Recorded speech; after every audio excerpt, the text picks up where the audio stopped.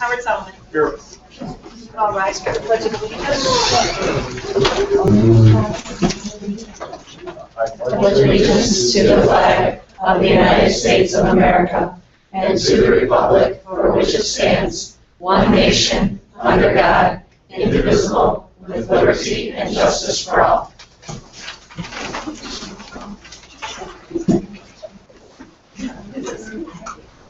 First up, we have the acceptance of gifts and donations. This is an action item. That the Board of Education accept with gratitude the donation of $1,000 from Chris Brady to be shared equally between the District 428 kindergarten program and Brooks Elementary School. Do I have a motion? So moved. Roll call, please. Vicki Hearn in favor? Yes. Chair Milak? Yes. Victoria Newport? Yes. Rick Smith? Yes. Howard Solomon? Yes. Next, we have public comment. Members of the public who wish to speak to the board should complete a request card prior to the meeting. This section of the meeting will be reserved for comments from the public. All comments should be limited to 3 minutes. Criticism of individuals is not in order.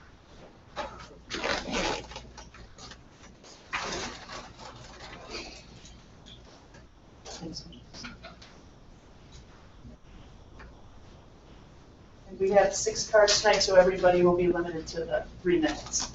Up first, we have Mark Schaffert, and he wants to speak about pension stacking. Stand here. Okay. I want the board to keep in mind that the Open Meetings Act is not something that you guys should ever mess with. The teacher approval contract initially was scheduled for a Thursday board meeting, and the agenda with the actual contract was not posted 24 hours prior, which is why you guys moved the meeting, I guess, to Saturday because of my complaints about that. So please mind the Open Meetings Act. I take that very seriously. You have to have that stuff on your website. Now, speaking of your website, I want to point out something rather interesting about the website. I filed a Freedom of Information Act request as to why the phone numbers of our elected board members are not on the website. They were not on the website until just a few weeks ago. Every other governing body has the phone numbers of its elected board members posted on the official website. This board did not have the phone numbers out there. So I did receive an email response from your FOIA director who told me that it has never been posted in the past. Well, what happens a week later? Suddenly there's a bunch of phone numbers posted on the website. Now, if anybody tries calling any of those phone numbers, good luck actually getting a hold of any of our board members because it's a phone bank system that is not correlated to any of these board members. It's merely a voicemail system that nobody actually answers. In fact, the same outgoing voice can be heard on the message. One board member told me that they did not even know about this system until a few weeks ago. So I don't know what kind of monkey business is going on around here, but that information and the real phone numbers of our elected board members should be posted on your website, not this fake system that you have that merely goes to an email and a WAV file is downloaded. So please keep that in mind. Let's have the real phone numbers so the public can communicate with our elected board members. Now, I want to also point out that during the most recent board meeting, I requested some email information regarding the teacher contract that was voted upon. Emails were not returned, with the exception of 2 board members. Thank you, Mr. Solomon and Mr. Malat, for responding. The rest of you did receive my emails, but no one bothered to respond. So please respond to the public. We are the ones that put you here, and you need to respond to us. Finally, in reference to the teacher's contract, there is something called pension stacking. That is part of the contract that not every school district does, but this district did. It's going to cost the taxpayers a lot of money, and it's also bad precedent for future boards. Not every district does pension stacking. You guys did, and I find it totally atrocious. Thank you. Thank you. All right, next is Bessie Chronopoulos, general comments and impact fees. Yes. That's fine. I have 4 things to say. 3 are just simple things, but the other one is thank you, first of all, for your service to the community. I know it's not easy. We have to listen to things and I keep doing that.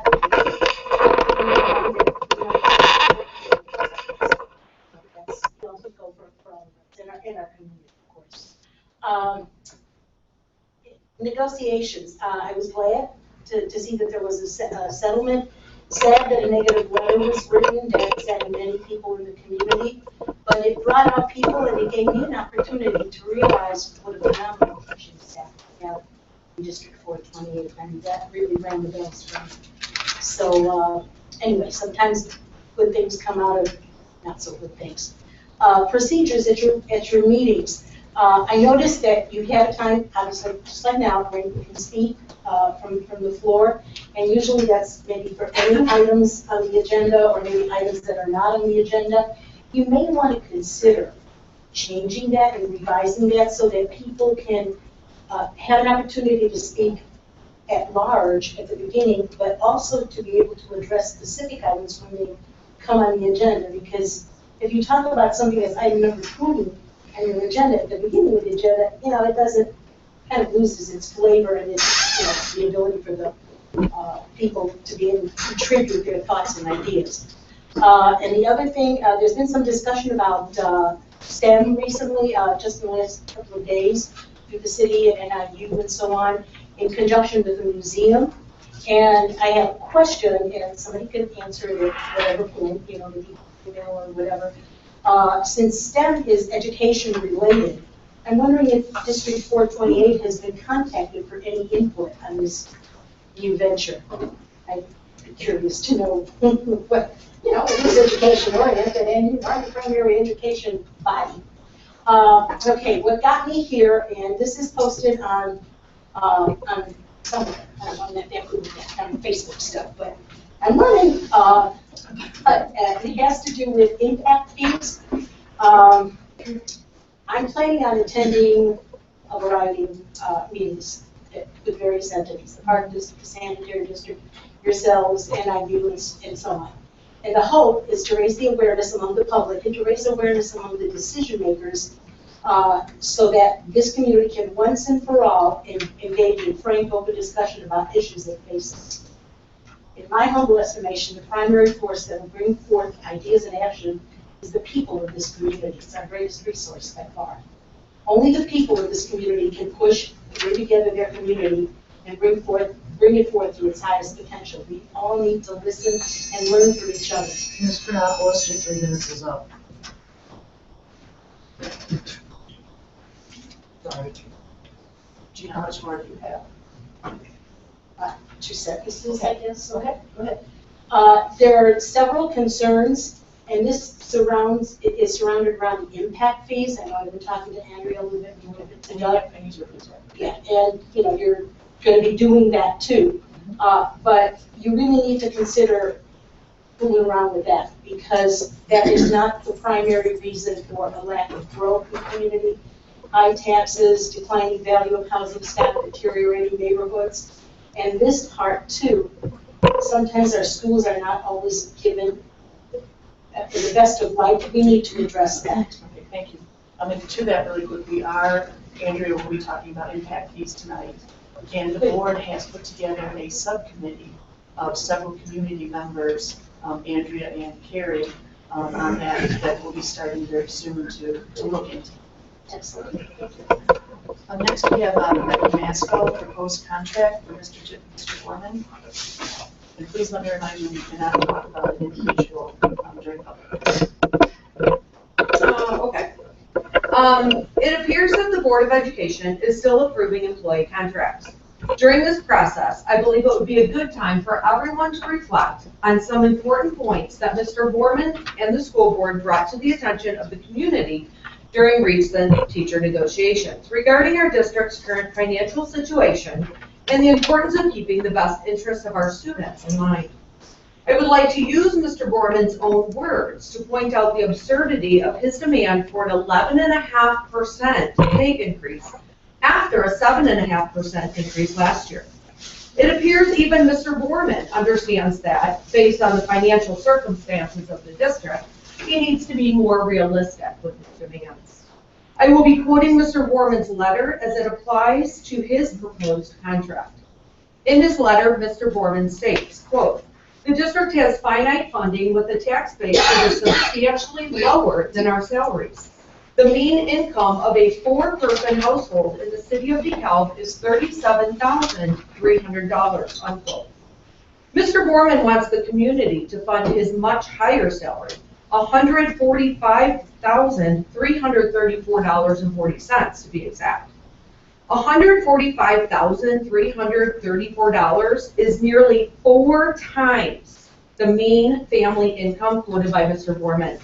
Just the salary increase of $15,334 that he's demanding is more than 40% of the yearly mean family income quoted by Mr. Borman.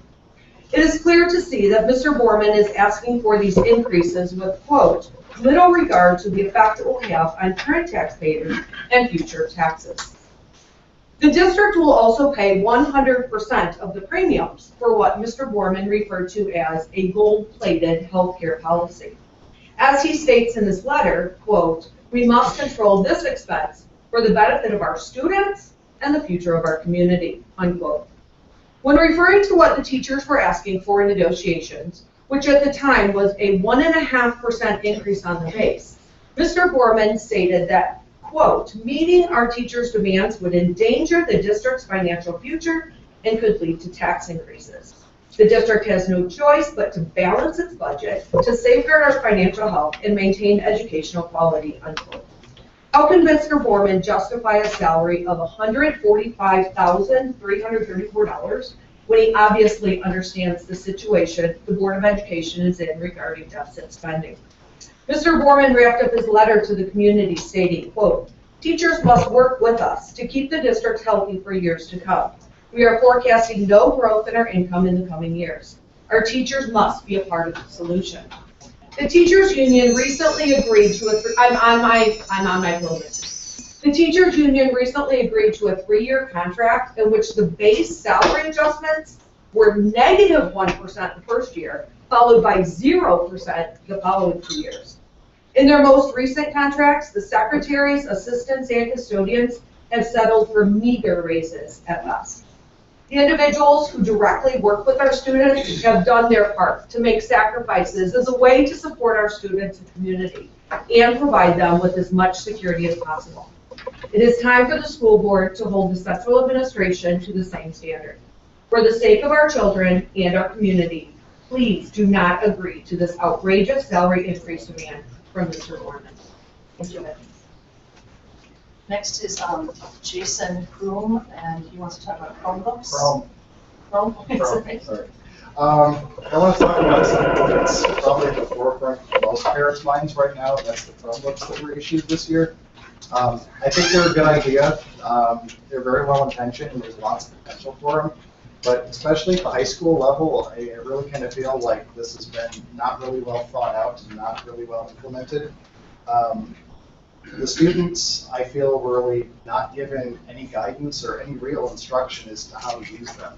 And you had us come in for a 20-minute session prior to issuing the Chromebooks. That would have been a really golden opportunity for you guys to sit down with the students and show them how you intended them to use them in the classroom.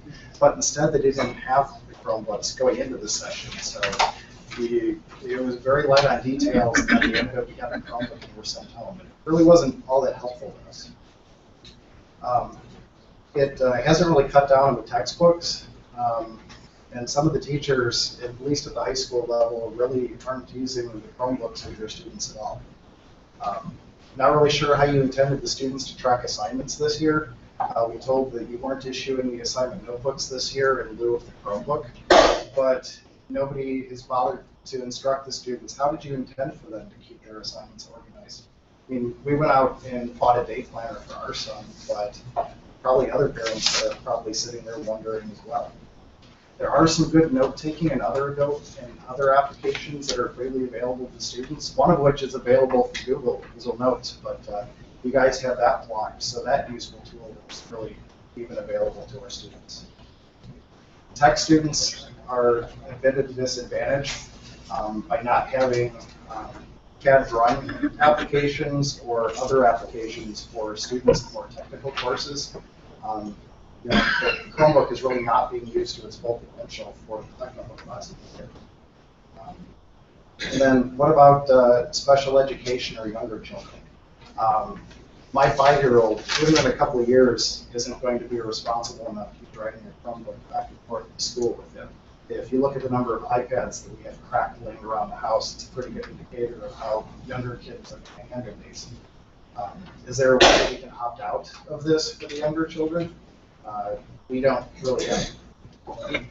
And I don't really want to come here and be really negative because this is a good program with some good ideas, but I think there are some other parents like myself that would be willing to help, but we don't really feel we've been given a whole lot of input into the whole Chromebook program and how they were intended to be used. I mean, I've been a software developer for 20 years. I'm all for technology, believe me, and I think it's a really good thing, but in order for it to be effective, it needs to be used appropriately. And to be used appropriately, that means you've got to have more buy-in from your educators, especially at the high school level. And I'm just about that boring. You got to get more buy-in at the high school level, and you really need to have a better plan and to show the students how you intend to.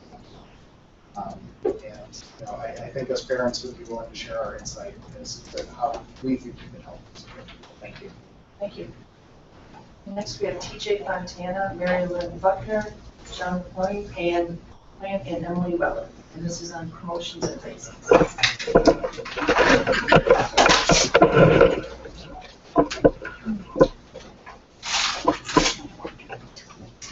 Good evening and thank you. We're here tonight to discuss our concerns regarding the Director of Human Resources promotion and the accompanying increase in salary. Having just finished many months of difficult negotiations with the board, we heard time and again that the board's financial position did not allow them to give unreasonable raises to any employee or group, that the board needed to limit the salary trajectory of its employees to ensure long-term financial stability, and that employee salaries would be looked at carefully by bond rating agencies, a process that could lead to a tax increase for the citizens of our community. With all these considerations in mind, the teachers of District 428, along with all other bargaining units in recent years, have agreed to minimal salary raises in the range of 0.7 to 2.12% in an effort to help the district achieve its financial goals. But now, we've received information suggesting that this individual will be receiving a raise of 12.4% this year, after receiving a raise of 7.75% after his first year on the job. Needless to say, we have concerns about the consistency of the message we are hearing from the board and its representatives. Our concerns are twofold. First, that this matter is not being conducted in a fashion that is transparent to the employees of the district and the taxpayers of the community. And second, that the individual involved may or may not be deserving of such a promotion and raise. The timing and manner in which this issue was raised gave many people reason to question if this was actually a discussion at all, or if a backroom deal had already been reached and its inclusion was merely a formality. There are several questions that we feel need to be answered by the board, and we would encourage them to do so in a forthright and public manner. Among them, can the district afford to give any individual a raise of this magnitude? To this point, how is this individual proven worthy of such a raise? What additional duties will this individual be performing to merit the increase in salary? Who has been responsible for this person's evaluations in the past? And how are we assured that there has been a fair, equitable, and unbiased review of his performance to date? Given the concern about salary trajectory, what does it say for the future if we are now paying our HR administrator $145,000 per year? Is this something the district can afford in the long term? And most importantly, has this person improved the overall state of affairs in District 428, helping to foster a positive educational atmosphere for our students and all school district employees in which everyone feels valued and respected? It is neither the position nor the contention of the DCTA to tell the board what they should pay their other employees. We merely suggest that in the interest of fair and open governance, these issues should be discussed and these questions should be answered before any such decision is made. Thank you. Thank you. Next, we have Victoria Alberto, and this is on the YMCA before school. I'm back. I came back after a few weeks. Last time I spoke about the before school program that was to be held at different locations around Dekalb, and You had promised that you would get right back to me, so I appreciate that you did. Dr. Moeller called me at home the next day. I thought it was another automated call, and it was Dr. Moeller on the phone and said, we would love to get this started. It might be confusing with busing, but we would love to get this on board. If you can get 10 families behind this, let's get it started. So I started the next day calling families with numbers I found all over the place, and I have some families that are committed to this. However, I have not seen a printed out form that has been sent to any school, because now this is in every single school, and it was supposed to start today. The only form that I have seen is a link on Facebook, and then a skyward message that came home, which parents would then have to print out and fill in, and it is a 9-page document that is only offered in English. So again, I implore you to please work on this document, have it translated, and please send it home in a printed form, because I can guarantee that this program will go nowhere, and I think it's a great service that we're offering families, but we need to have a printed copy sent home to our families, and hopefully maybe somebody available, because it does offer every single date until the end of the school year, and I know that it's difficult to anticipate those dates at some point. So thank you again for initiating that in all the schools, because I know that will be very helpful. I've had families ask me that were on board, even though I couldn't tell them a price or any other information. But I do have some interested families, but I think we do need to think about our families and print out a copy and have it available in Spanish. So please hear that. Thanks, Dekalb. Thank you. Great. Okay. Thank you to everybody for public comments tonight. Next, we have board committee reports and correspondence. Does anybody? I just want to take a minute to make sure these board members are getting out into our buildings that we are the liaison for and attending, whether it's the back to school backpack, taking your stuff to school or whatever it is. Let's make sure we're getting out there and being seen in our buildings and that we're coming back with in do that to help out and So yes, I attended the Thunder School opening day bash, and it was a bash. It was a lot of fun. People were, it was free popcorn. It was one of the things that we could actually afford from out of the district. And Mrs. Mitchell was there and doing an excellent job as principal and moderator. And, I'll be back for more such things, I hope, in the future.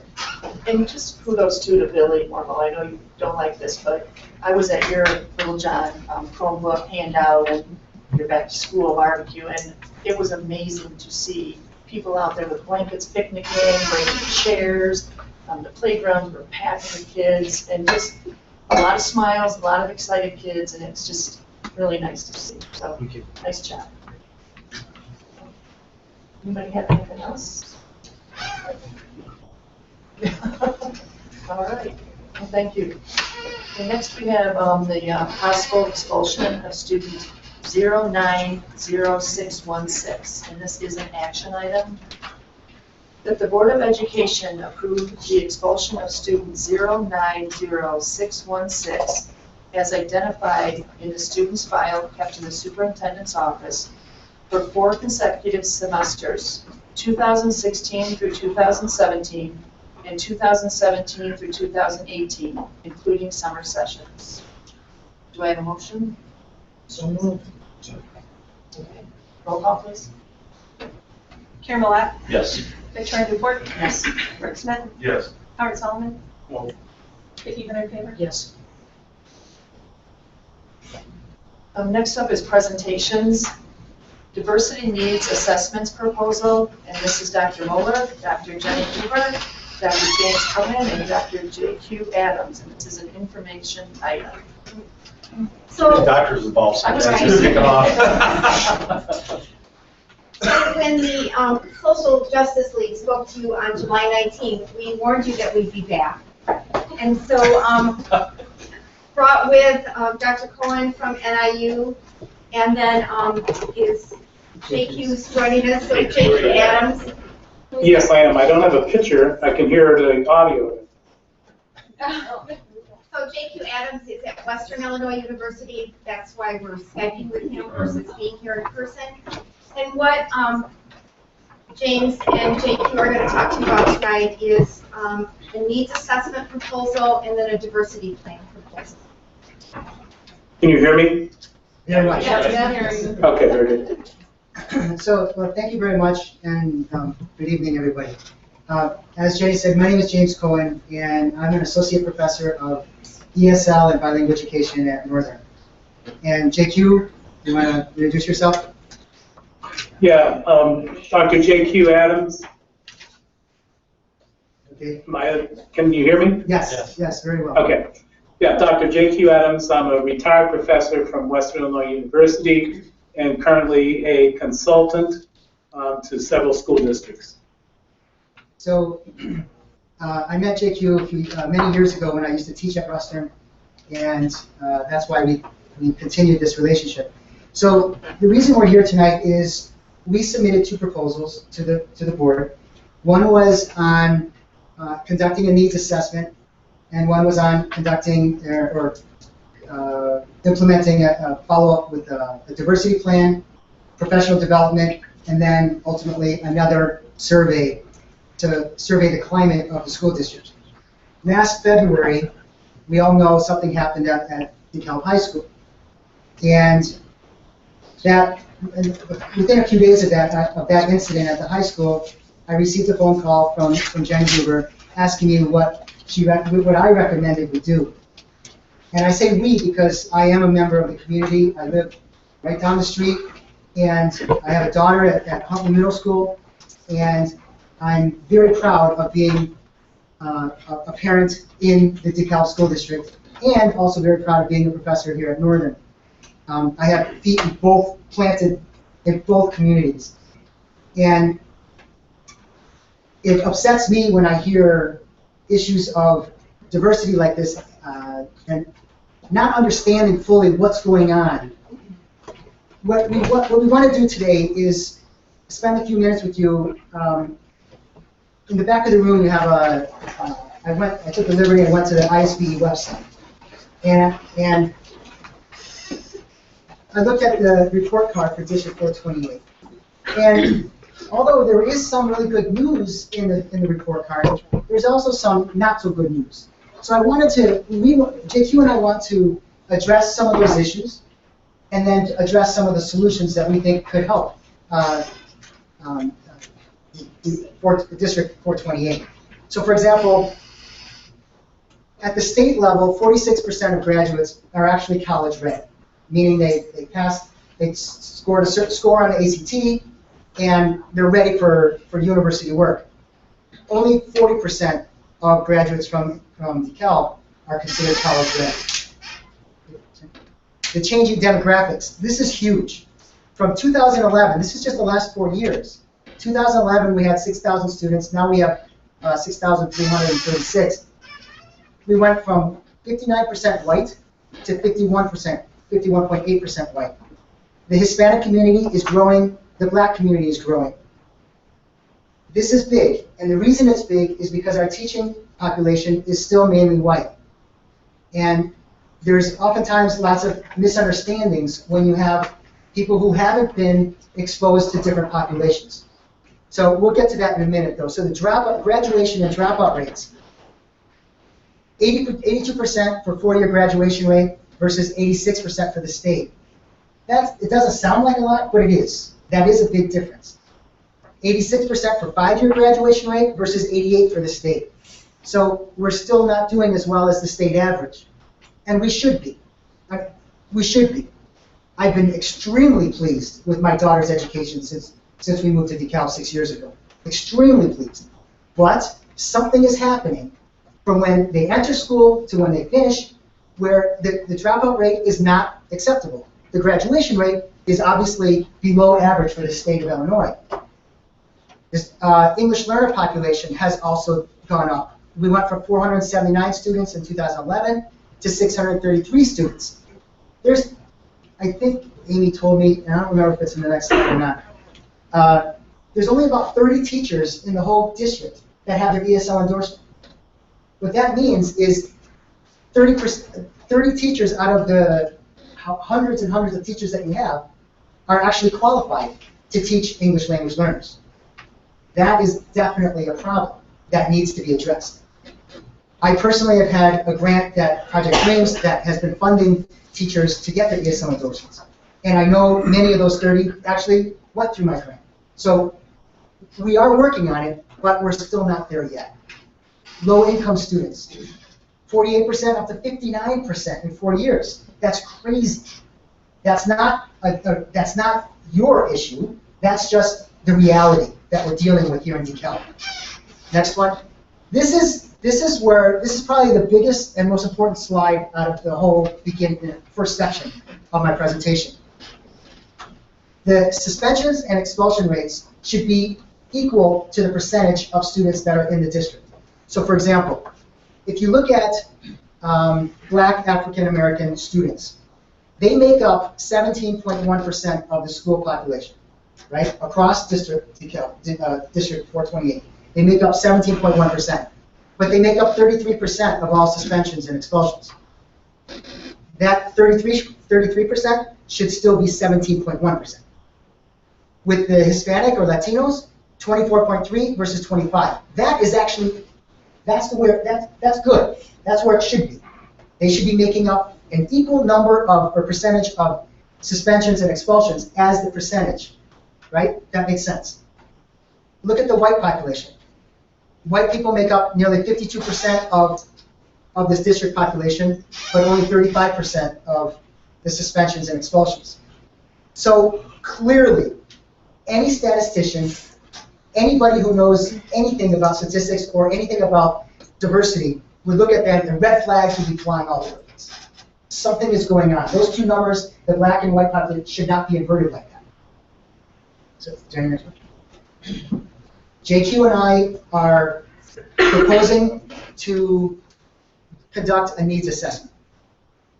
Why a needs assessment? A needs assessment basically addresses the school climate, the whole district climate, including the parents and students. So the entire learning community. A needs assessment, we would be conducting several focus groups and surveying everybody, nearly everybody, and we would be talking with parents, teachers, administrators, auxiliary staff, and then professional and non-professional auxiliary staff in schools. We would be talking with everybody to find out what they believe and feel.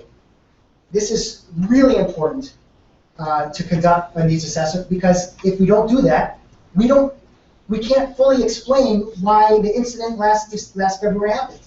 Without knowing and having empirical data, we can't make any steps further. So the first step is the needs assessment, writing up the report, and then the follow-up would be writing a diversity plan. Why a diversity plan? Because we do not live in 1950 Dekalb anymore. We live in 2016 Dekalb, which means there's a lot more diversity, as I just showed you, and the inequality that's happening in our schools is very clear. The suspension and expulsion rates is literally black and white, and those numbers shouldn't be the way they are. So we need to find out what's going on, and we need to take actions to prevent that from happening. A diversity plan will allow us to,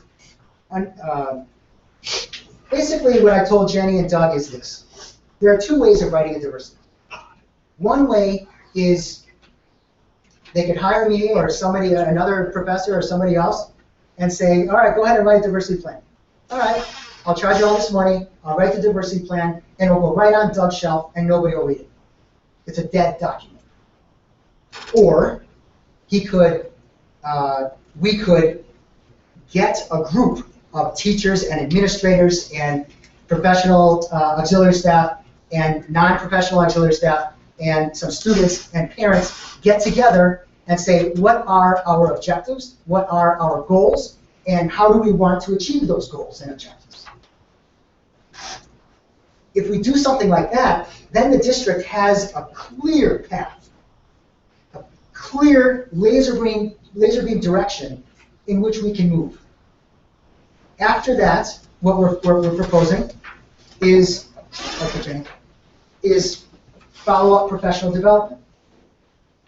JQ and I do professional development across the state of Illinois and Iowa in several districts. I've probably been in, I don't know, at least 40 different districts in the last 6 years that I've been here. And that's an understatement. And JQ has been probably well more than that, because he's been in this field for, JQ, how many years have you been in this field? Are you there?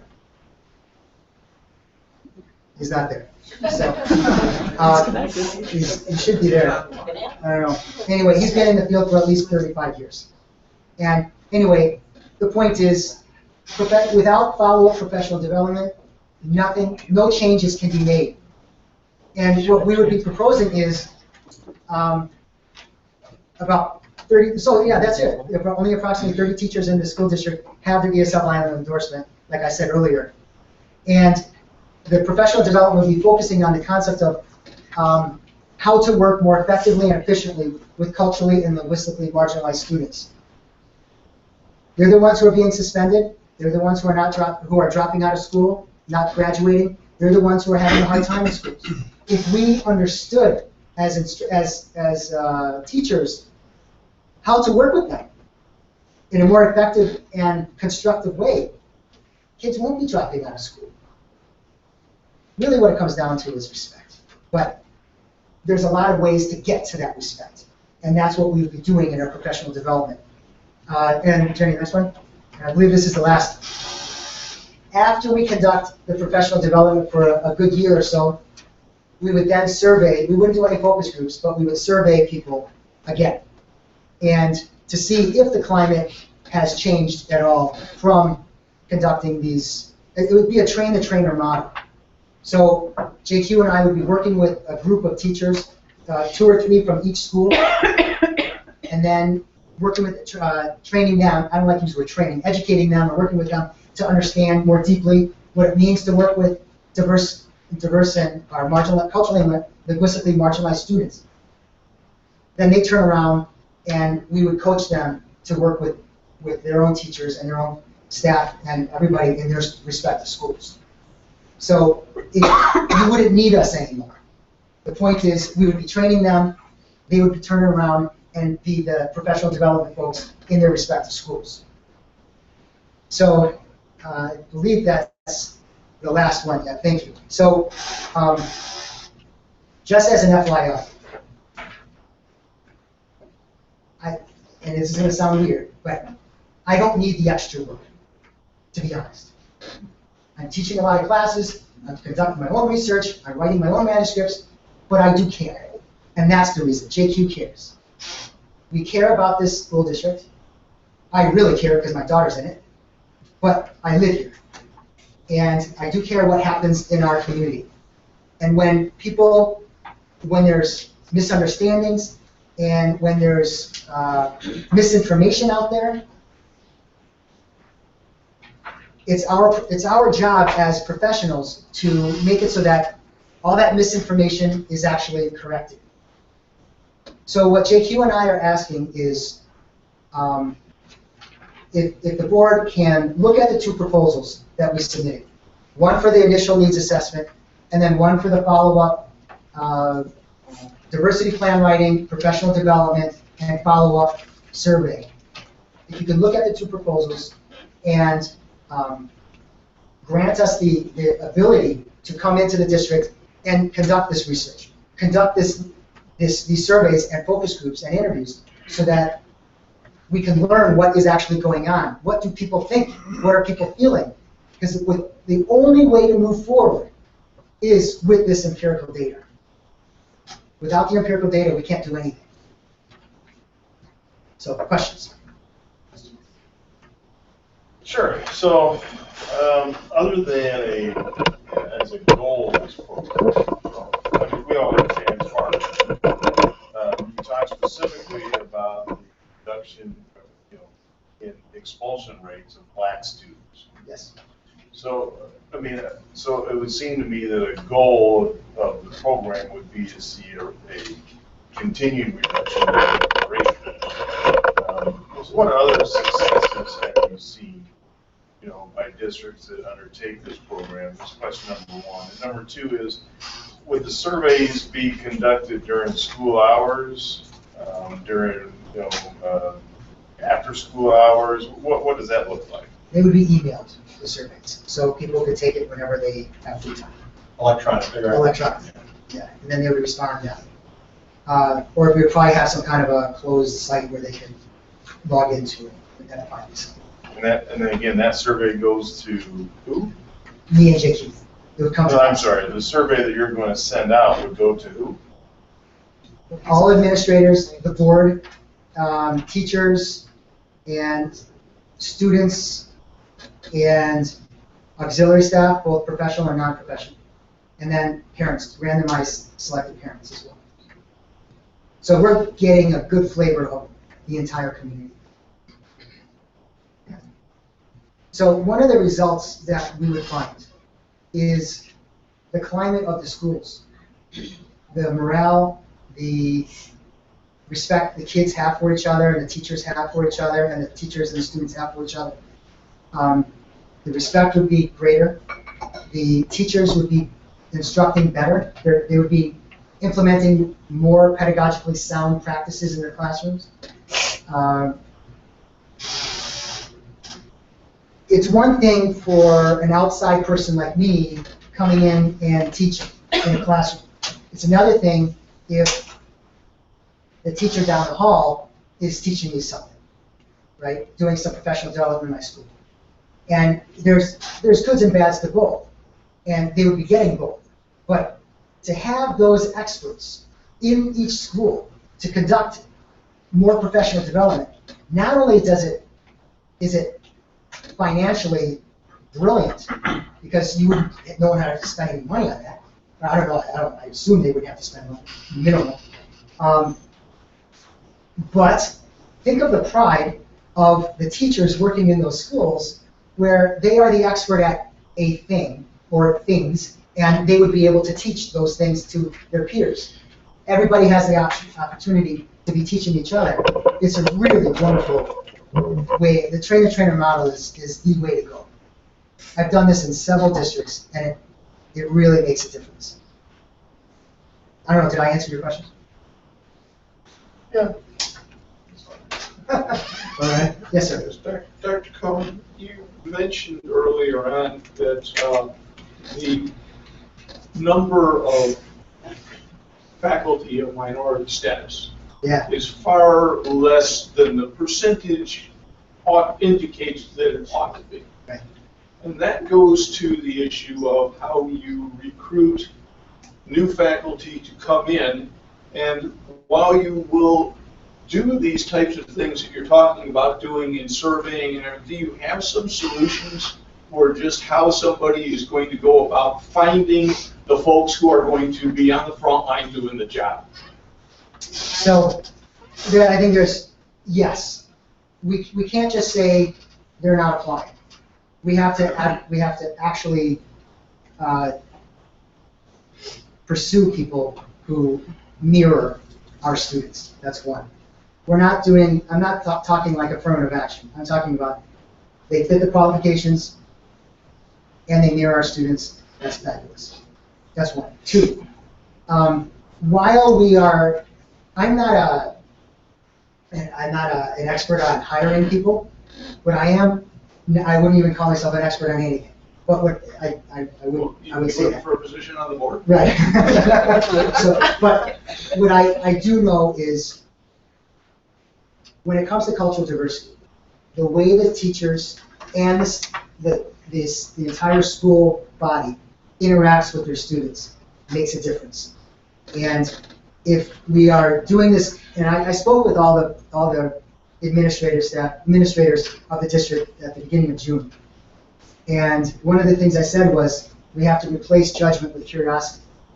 And I tell all my students that, I tell everybody who wants to listen to me, because that is really the underlying foundation of what is cultural sensitivity.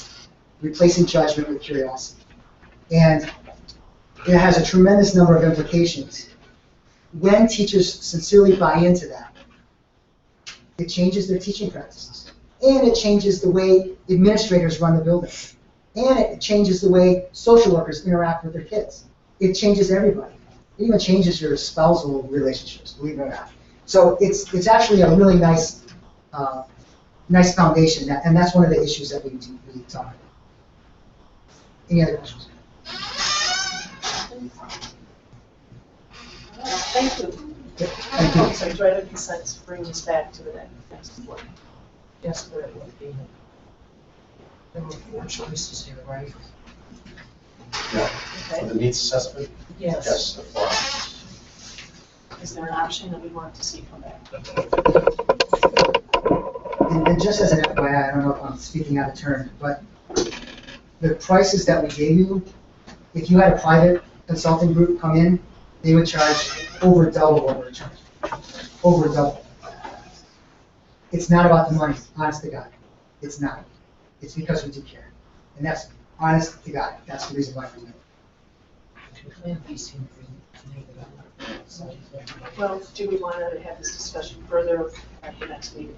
I think before we agree to bring anything back at an added cost, but let's discuss what, what internal abilities we have to meet some of these requirements as presentation pointed out. Okay. Thank you very much. And thank you for your time, everybody. Next, we have the Elementary Summer Academy and ESPY report for summer 2016. I'm coming. Yes, I know.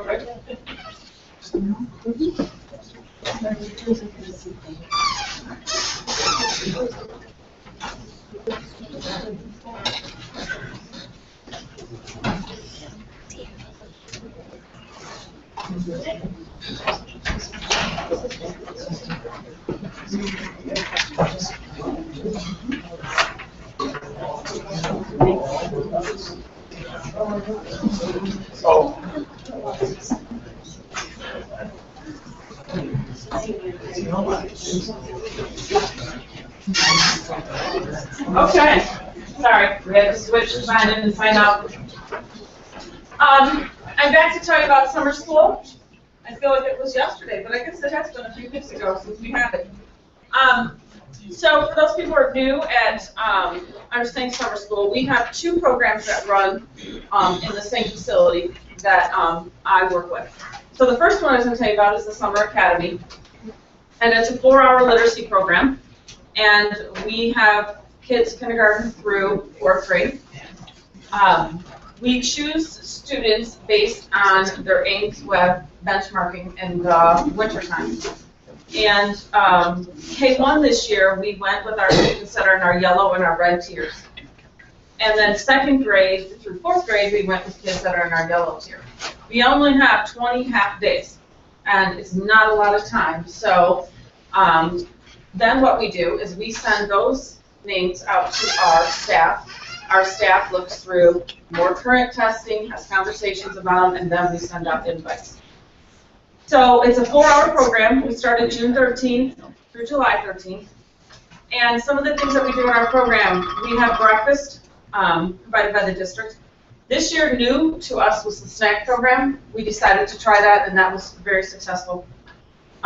Because in the past, we counted on teachers or myself running out and buying things or the students bringing things, and this was very nice. It was a very nice snack every day that the kids could count on, so that was really nice. We have reading, writing, math literacy, science, technology integration. We had physical movement, PE, art, and every class took a field trip. All right, so this year, it's a little different makeup than the previous year. We had 12 classrooms total. We had 10 English classrooms, 2 bilingual classrooms. We looked at the data, and the data showed that we really needed to do a little bit more with our K1. So we had 5 classrooms between kindergarten and 1st grade, 2 in 2nd, 2 in 3rd, 1 in 4th, and then we grouped our bilingual students, primary and intermediate. We had 12 certified teachers, and the plus sign means We had 13 FTE. We took the 13th and we broke it up amongst several people. I had someone teach PE for 6 days, we had someone teach art for 6 days, and we had 2 reading specialists come in for 3 days. So that's how we broke up that 13th position. So we invited 380 students, or we had 380 students that were considered. After staff reviewed, we went down to 250 that we invited, 200 families committed, and we had about 168 that attended 80% or more. And so our attendance was 86.9%. The way the students were assessed in May with their spring benchmark, we changed it a little bit from previous years. So we did not reassess the kids when they entered. We had just had assessed them in May. And so then we assessed them again at the end of the summer, and that is what the reading specialists came in and did. We decided we wanted to have a consistent way that the students were assessed by the same people for the whole program. And our goal with summer school is to maintain. If they make increases, it's great, but our goal is to help maintain. All right, next one. So here is our data so far.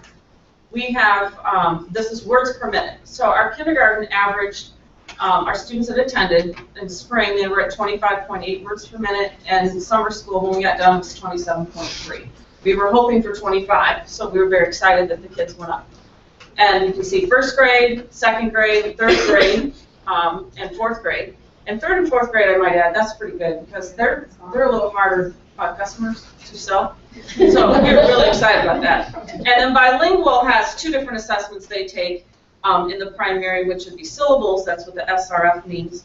And our span is them reading in Spanish. And then our intermediate bilingual students, there's their scores there. Oh, he's calling. Hang up on. Just close it.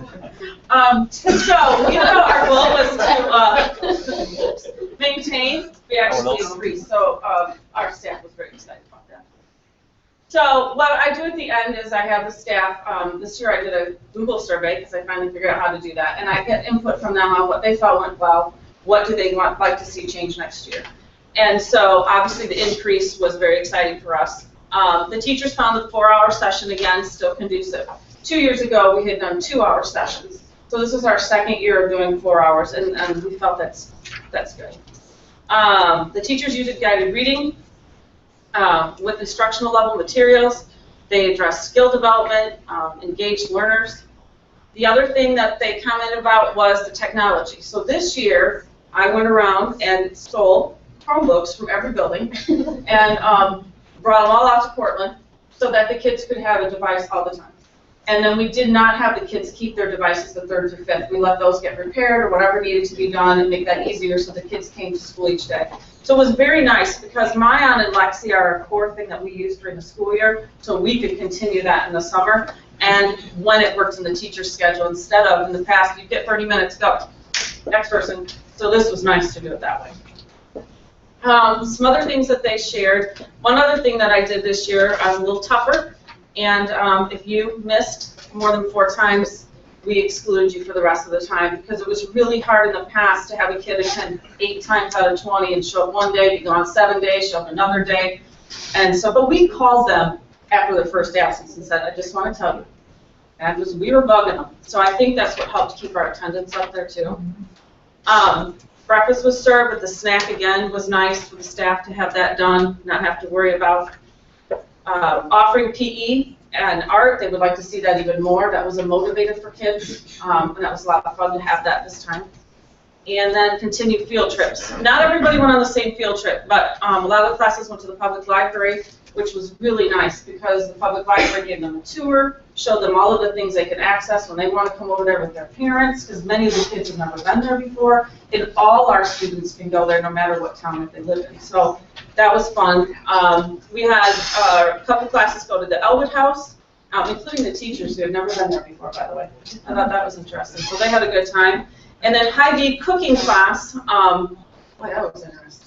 And she was as calm as anything with all those kids cooking on the stove. I was a wreck coming to visit, but they were fine. So that was a really neat experience as well. And we cooked some fancy food.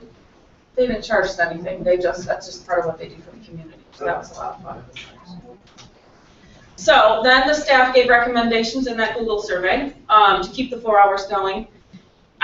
Possibly moving to summer school. We really feel that it should be at a more central location. Love Cortland, you know that's my home, but it is a haul out there, so if your child misses the bus, a lot of people cannot get all the way out there. And so we feel, as much as I know Cortland better than Founders, but I'm getting better at it, that Founders is the same size, would give us a more central location and make it a little bit easier on our families, and maybe not as much busing because we would be here in town. So that's what I'm proposing. Continue the PE and art integration. Continue to offer the snack. And then we also had our Institute Day in May, so the staff could see where their students were going to be, and they could do a little bit of planning and thinking prior to summer school coming out. Instead, in the past, we've only been able to do it like a day or two beforehand. So that's our, oh, I have one. Busing. I'm sure I saw on Facebook there were comments about busing, but busing is a lot of buses out there, and so this year we flipped it around. I don't know, like day 2 maybe, right? Something like that. We moved all the buses to the front of the building, and it was like heaven. Because to load over 400 and some children, almost 500 children on the buses and make sure they safely get on each bus, mixing 2 programs. So finally, we reversed it, and it really worked well for our buses to pick from the front. So it was safer and quicker, and so that worked out great. Now math is a part of our Title I plan that we submitted to the state, so we would like to do a little more formal teaching with math next summer. And then the other one is about having profile sheets. That's something that all of our teachers fill out. I think with the redistricting, we didn't get them all out to summer school, and they're really important to have because when you only have them for 20 half days, if you can learn as much about that student's learning, it helps you really take off. And I didn't put up there, but one of the things is I had a fantastic staff for both programs. I mean, a lot of times it's a lot of the same people apply because they like doing it, and they do a great job, and they're positive, and it goes very fast. All of a sudden you're loading the buses again. So it's a quick day, but it's a lot of fun. All right, so the second program that's out there is called the Extended School Year, or you will hear us say ESY. And that program, the students are determined based on their IEP. And so the decision's made based on the amount of loss that they possibly would have in their learning over the course of the summer, and could they recoup that. And so that's completely determined by the team at the building level during the IEP meeting.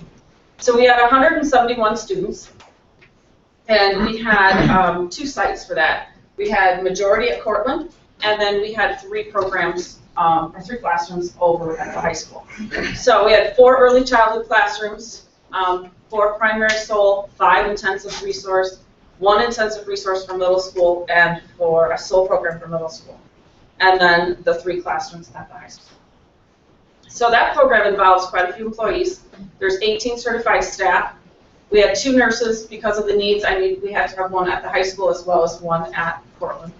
Speech and language pathologist, myself, a secretary. We have 55 instructional assistants between both buildings. Adaptive PE was a new addition this year, and it was very well liked, I would say. It was very nice to have the adaptive PE to teach a whole group, and the teachers were there. See, during the school year when kids have PE, that is a planning time. During summer school, it is not. The teachers from both programs were there to work with the students as well. So that went really well this year. And then we contract some physical therapy and occupational therapy to meet some of the IEP goals. And the average attendance on that program was 85.4%. So the case managers during the school year picked 3 goals they would like to see our summer school staff work on. Many of the teachers are the same teachers, but not all. And so after that, they go back into the program, service director, and they evaluate the kids based on their assessments. And this is kind of how they laid out on their progress, percent of progress on their 3 goals. And you can see 71% of the students made expected progress, because again, the goal of this program again is to maintain those skills. So we were really excited with that data. So successes, placing the students with their case managers as much as possible, so the transition from it's coming to a big school like that if you're not from Portland, and then having a whole new staff to look at is a whole other problem. So that is really nice that we were able to match as many as we could. Can't always happen. We made a little change with My Service Tracker, which is the program that we keep the students' records on, and we did a little bit more inputting into there instead of paper pencil, so the staff really appreciated that. We had their staff meeting for the first time in mid-May too. We've never done that before with this program, and that went really well because we had time to problem solve and make sure we had the right equipment and the furniture and things like that for those students. So that was really nice. And then they liked having the adaptive PE sessions for the students. The staff recommended for me to consider putting social work support or working a way for that to happen next year. This is a dream the ELDC Center has. They would like us to have the program stay at the ELDC Center because it is a lot of equipment we're moving, and but I'm already stretched between 2 buildings. I don't think I can do 3. And also not just myself, but it's also like the nursing and that's. I wish we could do it, but I'm not sure we're going to be able to do that one. Something I need to brainstorm with the support service department is there's a concern with attendance. We really struggled with this program and the attendance, so looking for some ideas of how we could improve that. And then, which I think they already did my last one I saw today, is looking at more of a rubric to determine students entering into the program who would come to this type of program for the summer. So that's what I did from June to July. Actually, many months before that. Yeah. Many months before that. So, any other questions? Thank you. Wow, thank you. Next, we have the middle school summer school report for 2016, and this is Mr. Tim Vincent from Mr. Tom Kim, and this is an informational item. Okay. Good evening, everybody. So our report will review all the data from this year's summer school programming. We made some changes based on some of the feedback and results of last year's summer school program. A feedback survey was pushed out to our teachers and our students from last year's program. So we were able to use that as kind of a guide as to what we might want to consider to change for this year, and that's what we did. So for the programming this year, we still targeted incoming 6th graders based on recommendations that were coming from our 5th grade teachers at our center schools. They gave us great feedback and very individualized kind of reasons and reports on students who should be invited. And then we had our 7th and 8th graders. One of the things we changed, we expanded our target range. We went to include up to the 40th percentile range of students in both middle schools. One of the reasons being is the other piece we changed is how we invited our students and recruited them into the program. What we thought we wanted to give a try was an opt-in opportunity for parents who were interested in pushing their child into this, rather than a call coming from the building principal or a counselor trying to encourage them to have their child come.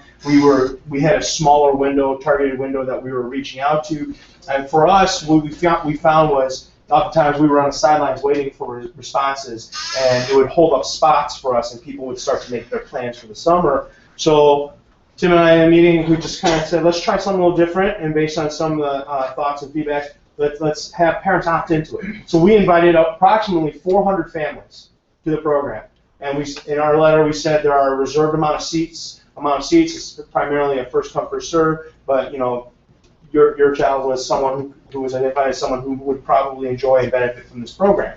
And so we landed with approximately 80 total participants for both of our middle schools. And you'll see one of the slides that Mr. Vincent will be covering. It did actually, I don't know if this was a direct result, but there's probably some kind of link, that we did have a much higher attendance consistency rate this summer program year than last year. And we would attribute that mostly to the way that we recruited and versus in the past where we had really targeted, still using 80 spots, we had really targeted 100 students in the lower quartile and really kind of twisting their arm and really recruiting and encouraging them to come.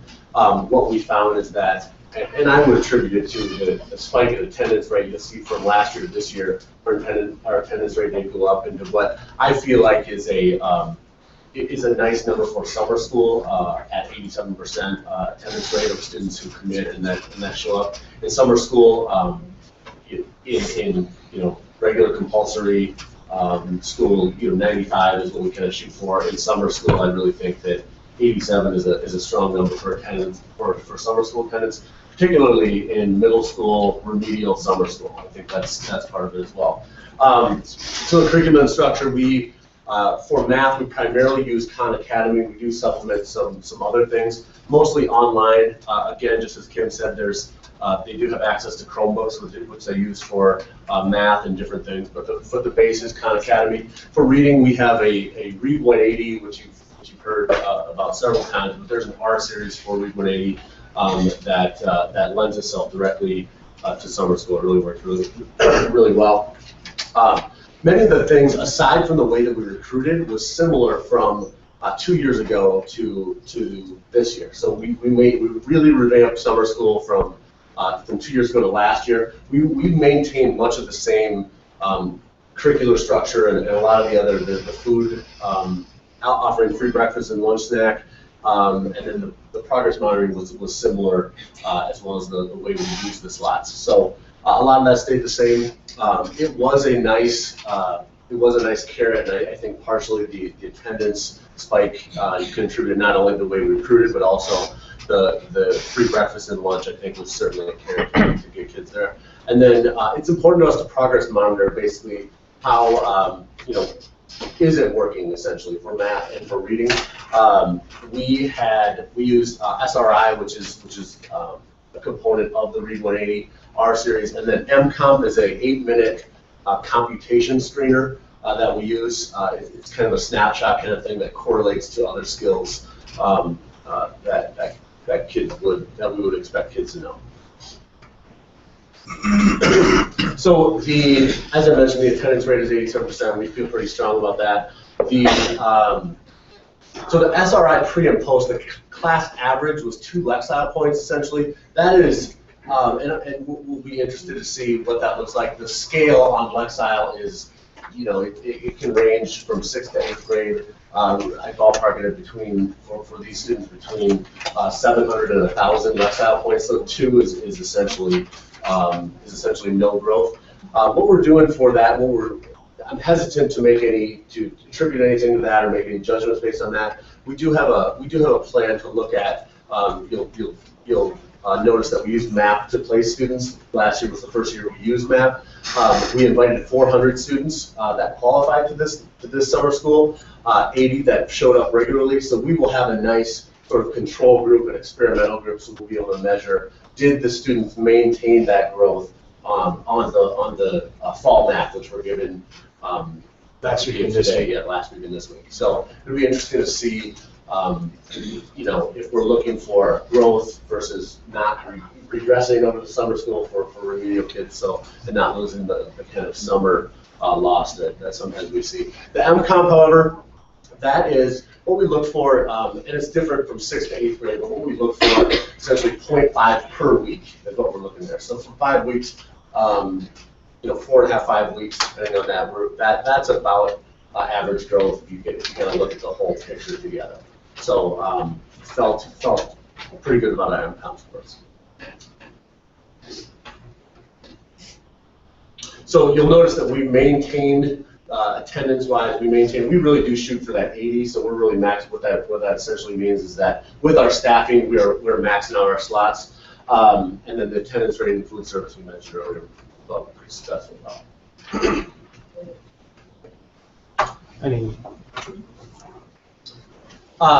So again, Tom hit most of this. So and then the program evaluation plan for this year, we did get that survey that Tom spoke about earlier, and we did see that anecdotally, kids did enjoy it. Kids did enjoy the lunch part of it.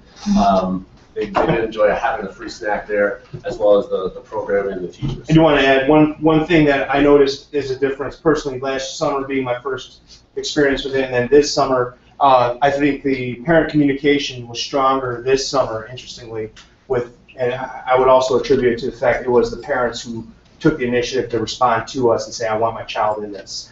And, we were left guessing a lot less this summer as to where that child was. If they were absent, they were either emailing or calling and trying to, let us know, hey, my kid's not coming today, but don't give away the spot.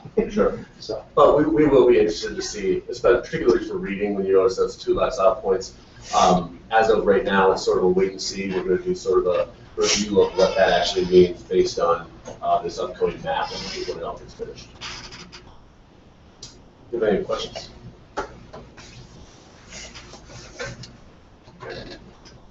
All right, thank you. Thank you. Next, we have the Dekalb High School Summer School Review 2016. Mr. James Horn, informational item.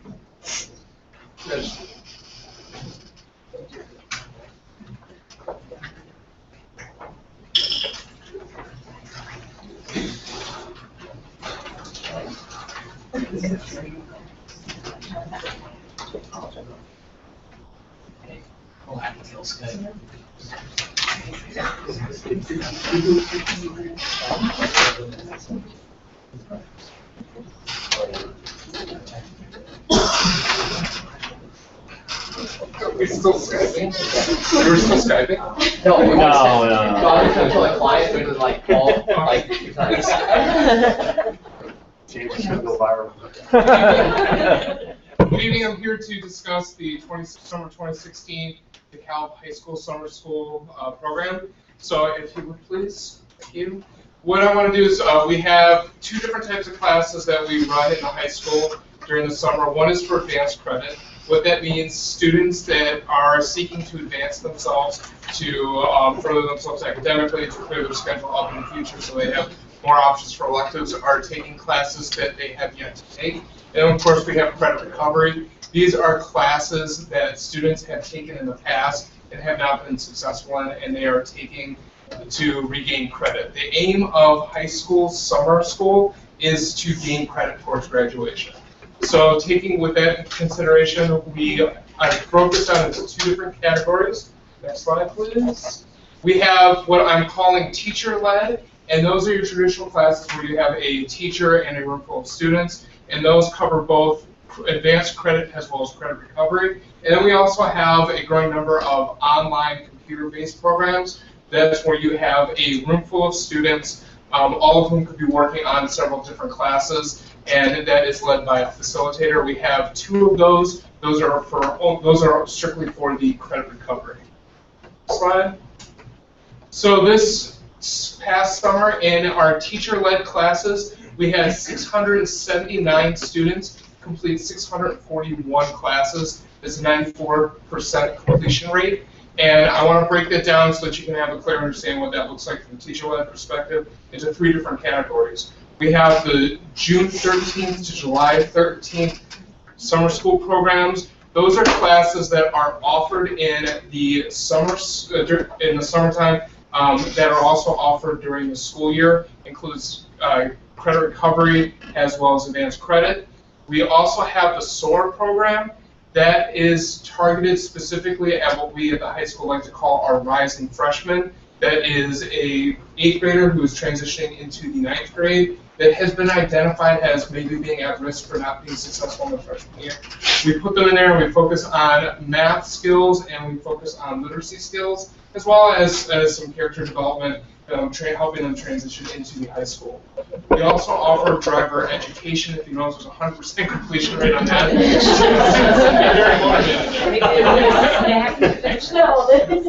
And that is offered outside of the June 13th, July 13th, just because of the road requirement that the state requires.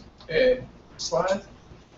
We did have, and we're very excited about this, we have an increased enrollment in students taking. But I want to point out there that enrollment after day 2, the reason why I'm pointing that out is in the past, as you can see, we had students not show up, and after 2 days we have to drop them. That is because there is a required seat time that the state requires in order for us to issue credits. So we have more students coming and fewer students not showing up after day 2. it's been a frustration in the past because after day 2, our hands are kind of tied. We have seats free up, our spots fill up very quickly. When seats free up after the 2-day point, we can't put more kids into there. So summer school becomes off limits for those kids, so to speak. So we're very excited that we have students telling us in March and sticking with that commitment. Okay, next slide. Our demographic breakdown is presented there for you. And putting this presentation, what I do want to put together and track for the future is taking a look at what the demographics look like for our advanced credit versus our credit recovery, just so we can see if there is a difference in that. Our socioeconomic is very reflective of where we are as a district. Next slide. One thing that was different about summer school this year, we did offer dual credit, was dual credit government. Students that successfully completed that class have a Kishwaukee College transcript with a credit in there for government. It was actually taught by a retired social studies teacher, Judy Stapstrom, is working in conjunction with Kishwaukee College now. And we had 19 students enroll in this class, 18 completed successfully. All 19 did pass the Illinois State Constitution test. Just so you know, in the state of Illinois, it's required that all students pass that Illinois Constitution test. However, it's not always the case that you pass the test and you pass the class. It's not either or in that situation. Okay. Moving on to our computer-based program. First, let's take a look at our Edgenuity. That is our online credit recovery session. We ran 3 of those this summer. The first was targeted specifically at seniors who had not successfully completed enough credits, to graduate with their class in end of May. We had 88% of seniors who enrolled in that first session complete that. For a total of, throughout the summer, 69 students completed 84 courses. Moving on to our ombudsman, we had 7 students enroll in this program. Of those 7 students, they completed 9 classes.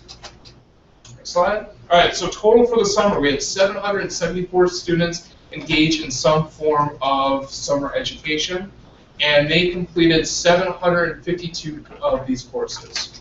So looking ahead for the future, that first bullet point is something that's always going to be crucial, is to ensure that our offerings align with student need.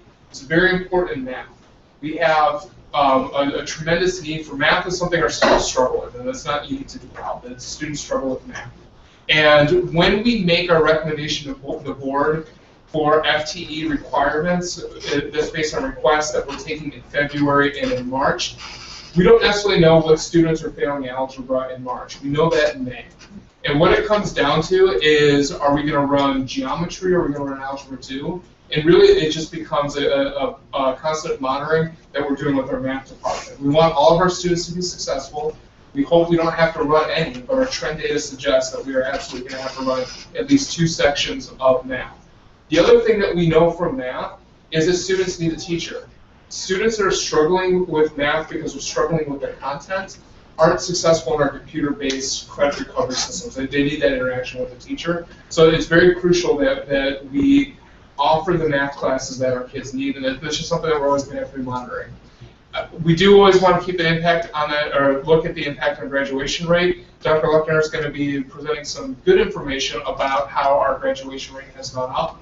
And I want to point out that, and I don't want to steal their thunder, but while the graduation rate has gone up, the number of students graduating in the summer has gone down. So we had last year 9 students graduate in the summer. This year we only had 7 students graduate in the summer. So it's 88% of the total students that attempted to graduate in the summer did complete in the summer. However, our graduation rate went up, which means that the number of students actually completing high school in a 4-year span of time is going up. We would like to continue to increase our dual credit offerings. And that last point is to ensure a guaranteed and viable curriculum aligned with the school year. So we want to work with our departments to make sure that the speech that's taken in the summertime is touching on the same content and skills as the speech that's taken during the fall or the spring semester. Okay, questions? I just want to say thank you to everybody who participated in our summer school programs at whatever level it was. A lot of positive data was, talked about tonight, and it's really good to see that's going on. Thank you. Okay, next we have 428 student performance data snapshot. Dr. Amy Luckner, this is informational.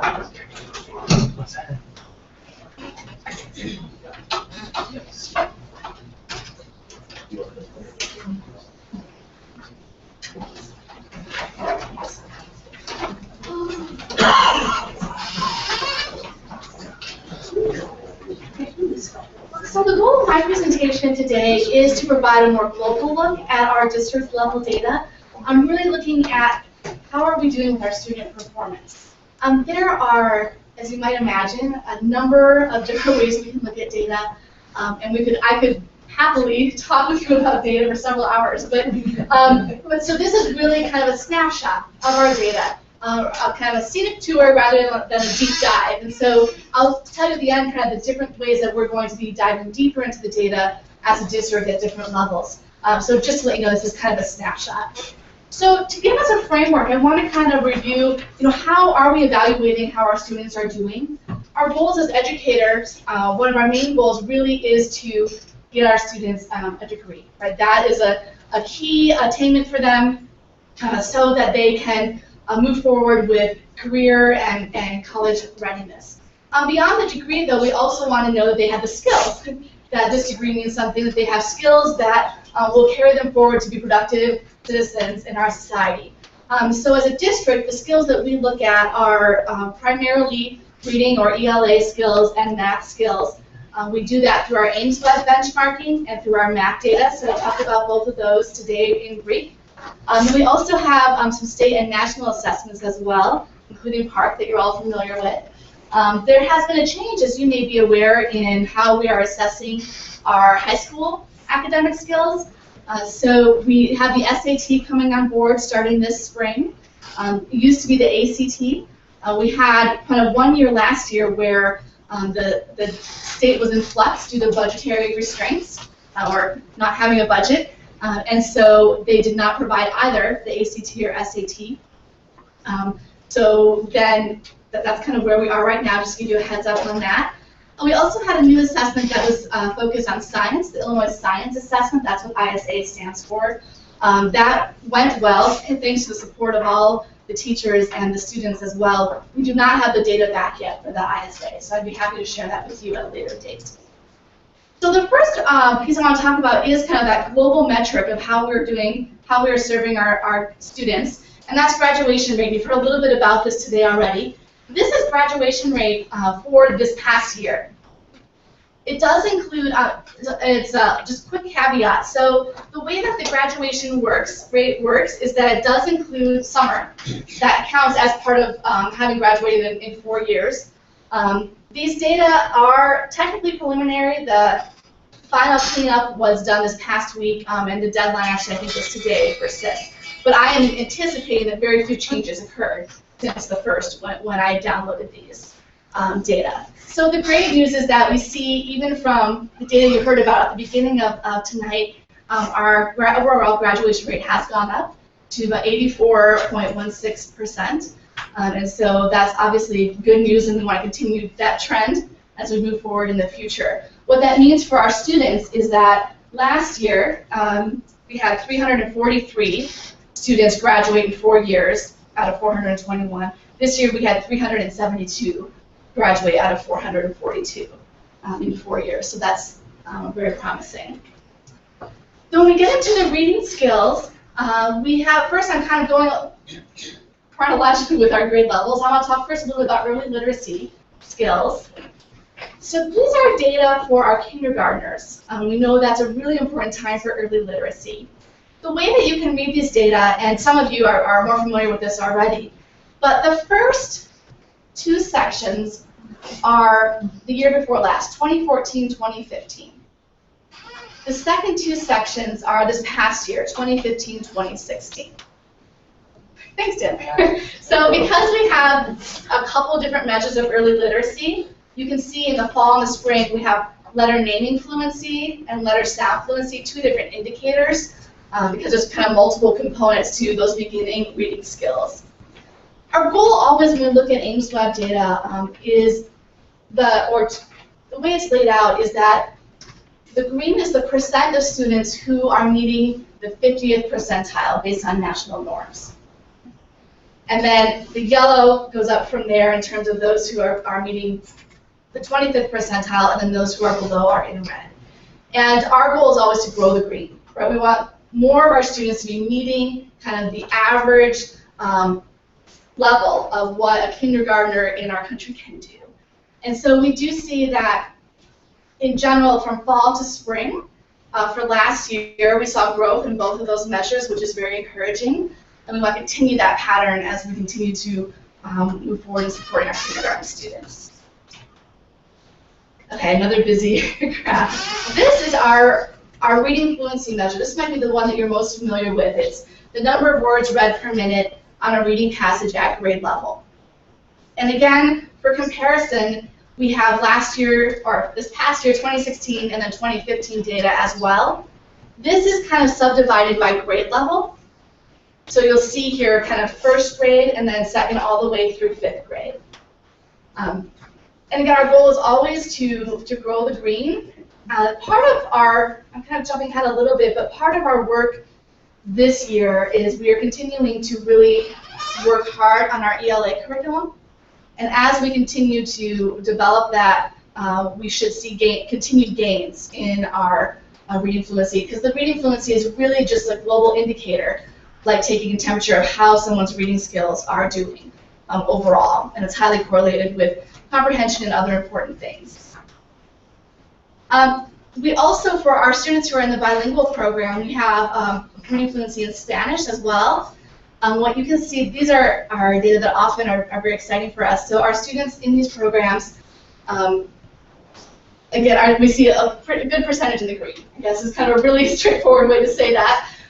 So the bilingual program is really working well for them in terms of improving their reading fluency in Spanish, which then also translates to their reading fluency in English as well.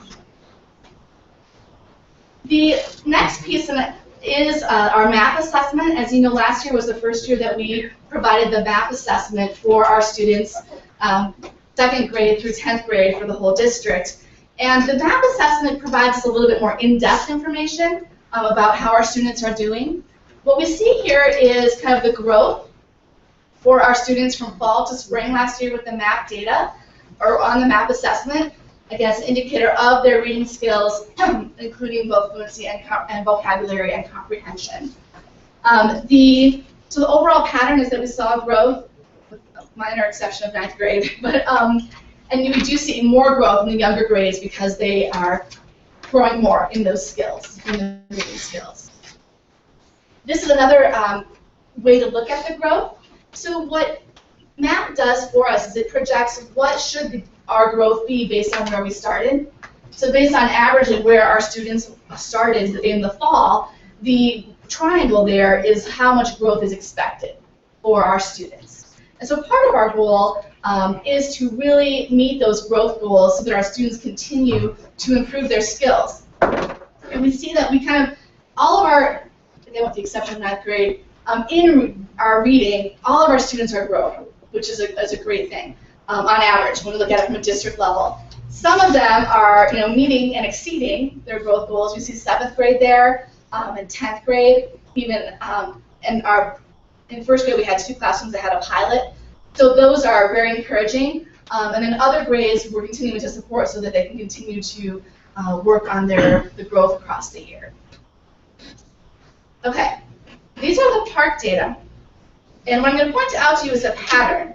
And so hopefully you'll still be able to see that from back here. There's a lot of data on this page, but the big caveat with PARCC is that PARCC continues to be updated. And so this past year, in 2016, was our 2nd year with PARCC as a state, but there were some changes from 2015, which was the first year. The first year, you might remember, they had 2 different assessment periods, and this year they just had 1. And so I would caution us to make any comparisons between the two. They cut a couple units, they combined it into one assessment period. So the format of it changed for our students. Even though the content was roughly equivalent, the format changed. And so this year really is, this past year in 2016, really is our baseline moving forward. They are not doing any changes this coming year. So then we'll really be able to compare the two. So I put both up there, but please keep that caveat in mind. So generally, the pattern I want to point out to you, the red bars are the state, and the blue bars are the district. So this is for the ELA assessment. And you'll see for each grade level, which is each kind of set of columns, overall at the state level, students stayed about the same or went down from 2015 to 2016. And our pattern is similar, unfortunately. So we do see that, with one exception, 8th grade went up, even though at the state level they went down. Our 8th graders in the blue went up, which is that 8th grade is the set of columns right before the last one. Thank you, Mr. Vincent. And then our high school humanities increased significantly from 11, this is the percent of students who met or exceeded expectations to be college and career ready. So they're the percent of students that are meeting or exceeding that kind of threshold. And so actually in last year, our percent of students in the humanities 3 classes who met or exceeded the our expectations to be college and career ready was higher than the state level. So that was encouraging. Now we're not going to do PARC for the high school this year, so we won't unfortunately be able to see how that continues.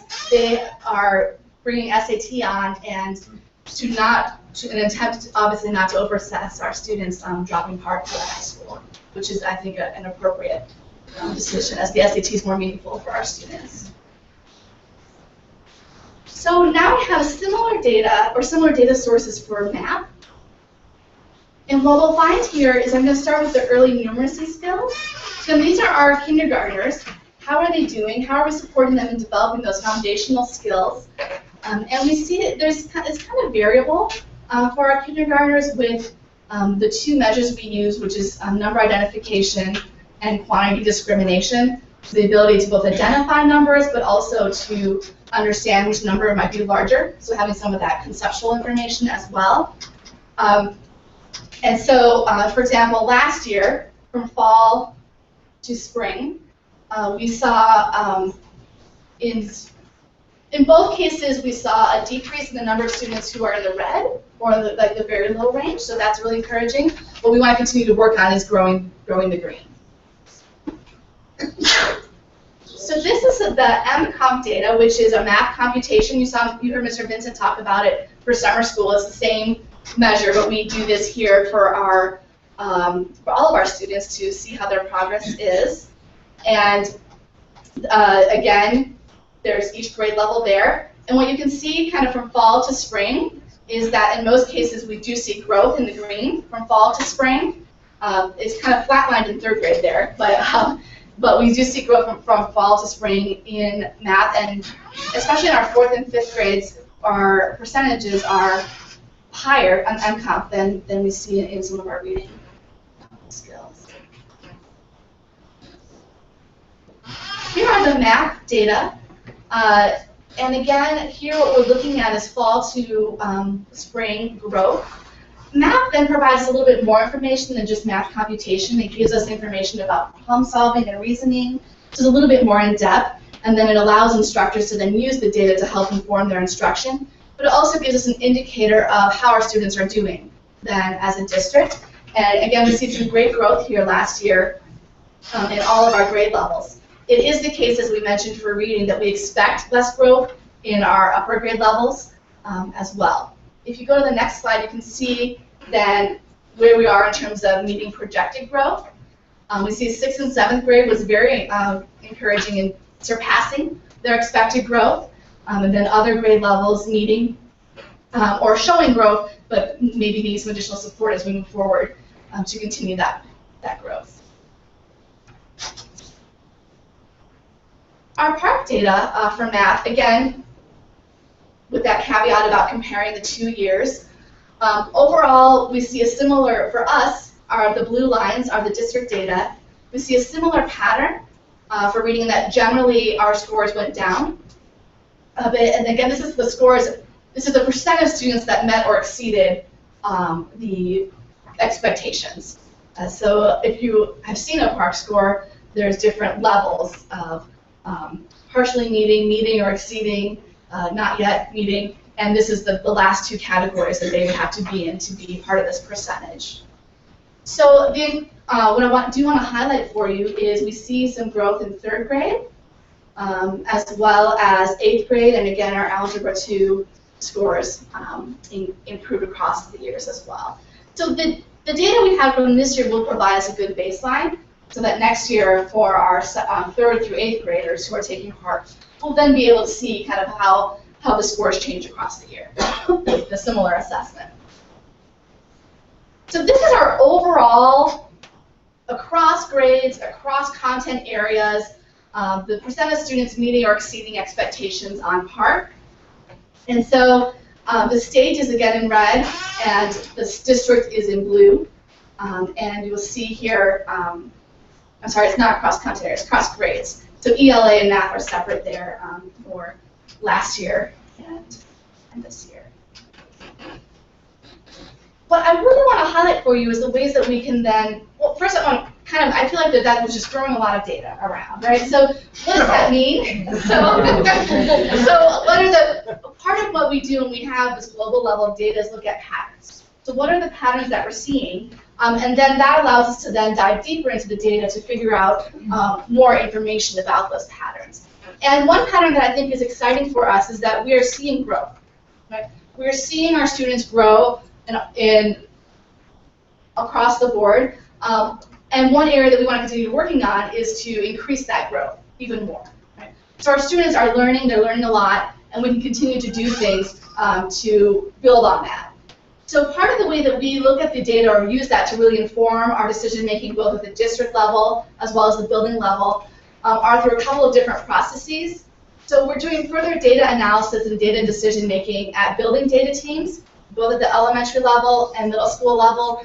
And this year we're also working with the 9th grade teams to use the map data to help inform our instruction. We are also taking a look at our data in our secondary and elementary leadership meetings across the district so we can really, again, take advantage of these data and make them useful for us. And then through district Rising Star meetings and building Rising Star meetings, we are taking a look especially at some of our social emotional data and behavioral data. So we will be delving in at District Rising Star and Building Rising Star on some of the office discipline referrals, attendance, another source of data that we have about our student performance. And then of course, as we continue to improve our curriculum through the initiatives that have been ongoing, all the work that happened over the summer and continues to happen, that will be a great source of improving our instruction, and we should see that in the data as we move forward as well. And of course, we continue to monitor how we're doing so that we can use that information to inform our initiatives and our work. That was a lot of data, but if there's any questions you have right now, I'd be happy to walk through anything else you need. Questions? I knew Carrie was. Yeah. Not to scare you too much, but simple question. How do you measure between emerging, established, or deficient? What's the border, or how is that? Yeah. And so you're talking specifically about the Ames Web data. Yes. And so can you go back to one of the Ames Web graphs? Perfect. Thank you. So the green, which is considered established, that is that they met the 50th percentile on the national norms on Ames Web. So their skills, yes, or higher. You have a lot of kids actually that are exceeding those as well. The emerging means that you're kind of between the 25th and 50th percentile on national norms, and deficient in this case means that you're below, excuse me, the 25th percentile on national norms. Yeah. Thanks. Yeah. All right. You sure you don't have any more? Victoria would kill me. Well, please feel free to contact me with questions as well. All right. Thank you.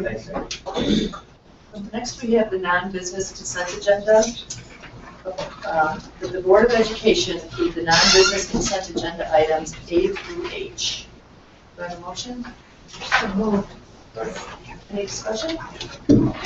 So I have a question on the ambulance contract. I actually looked at that thing, there's an error, technical error in the mailing address. So do we need to remove that, or can it be passed as is, or what do you think? It says, for instance, this is what it says specifically, that if you mail something to the Dekalb Fire Department that exists across the town, it says again, the fire department, let's say the Dekalb Fire Department, and then it has our address.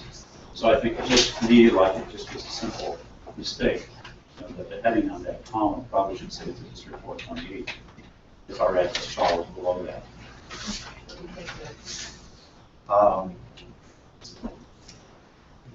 I think you prove it. It's already been signed, apparently, the image shows the signatures, but it's not, that's not technically correct, so I don't want to blow the whole thing. just Why because- don't we approve it and then we'll have it corrected? It's a city of it. Yeah. Okay, roll call? Rick Smith, Yes. Howard Solomon, Yes. Vicki Henry Favor, Yes. Carrie Black, Yes. Victoria Lucia. Yes. Okay, next we have business and finance, non-sufficient funds, return check fee charges to families. This is an informational item. Andrea? Yes.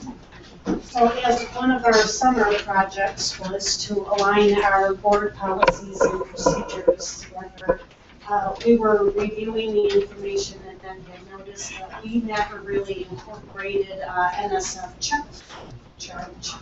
So I'm in front of you this evening to ask that, is that your desire to do that? We have the authority to impose a $25 fee on people who write us NSF checks. And as I stated in the information, we don't receive a great deal of them, maybe between 4 to 6 of them per year. But there is additional hands on that check and processing and rebilling and all of that. So we would recommend that we put the $25 fee on there. That's where all of this stand. Any thoughts? I agree. I won't disagree. I know that poverty is one of the unfortunate facts of our community and where we live. And when somebody writes a check that is not sufficient funds, it's usually because they're living hand to mouth and they're trying their best to get by. These are the folks who could probably at least afford an extra $25 fee. And I'd like to just explain that because this is what we're doing. I'm going to wind up probably voting no on it. I think it's good to discuss it. That's what we're doing at this point, right? We're discussing it.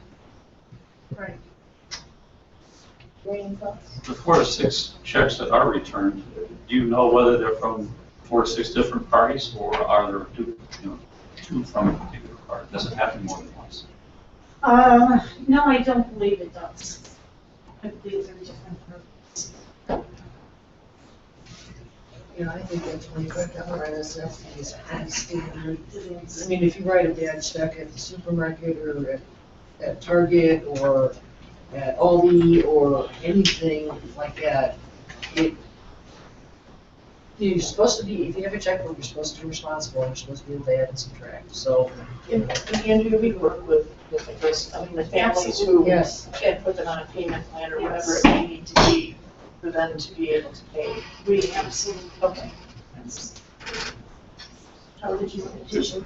You know, when you go to Aldi's, when you go to Target, you're dealing with business, its goal is profit. This is a school district, its goal is to be a nonprofit.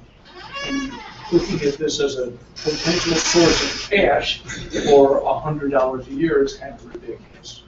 But Andrea, does this NSF fee more to cover what the business office has to do above and beyond?